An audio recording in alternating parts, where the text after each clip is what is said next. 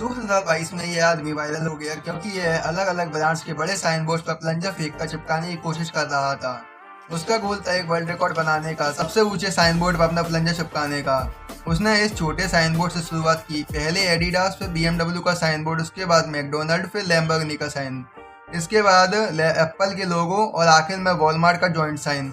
इसके बाद वो और भी ऊंचे साइन बोर्ड्स पर प्लंजर फेंकता गया। फिर डेव एंड बस्टर के साइन बोर्ड के बाद अगला टारगेट था 50 फीट ऊंचा वेरिजोन का साइन बोर्ड, जो कि वर्ल्ड रिकॉर्ड था। लेकिन वेरिजोन इस आइडिया से खुश नहीं था क्योंकि वो उनका कस्टमर नहीं था, तो उसने तुरंत एक आईफोन खरीद लिया और फिर रिकॉर्ड बनाने की कोशिश की।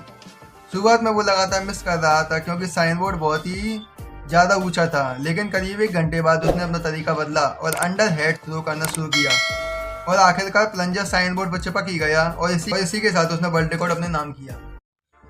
2022 में ये आदमी वायरल हो गया क्योंकि ये अलग अलग ब्रांड्स के बड़े साइन बोर्ड्स पर प्लंजर फेंक कर चिपकाने की कोशिश कर रहा था।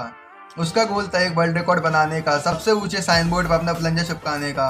उसने इस छोटे साइन बोर्ड से शुरुआत की, पहले एडिडास, फिर BMW का साइन बोर्ड, उसके बाद मैकडोनल्ड, फिर लैम्बोर्गिनी का साइन, इसके बाद एप्पल के लोगो और आखिर में वॉलमार्ट का जॉइंट साइन।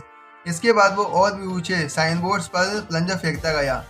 फिर डेव एंड बस्टर के साइन बोर्ड के बाद अगला टारगेट था 50 फीट ऊंचा वेरिजोन का साइन बोर्ड, जो कि वर्ल्ड रिकॉर्ड था।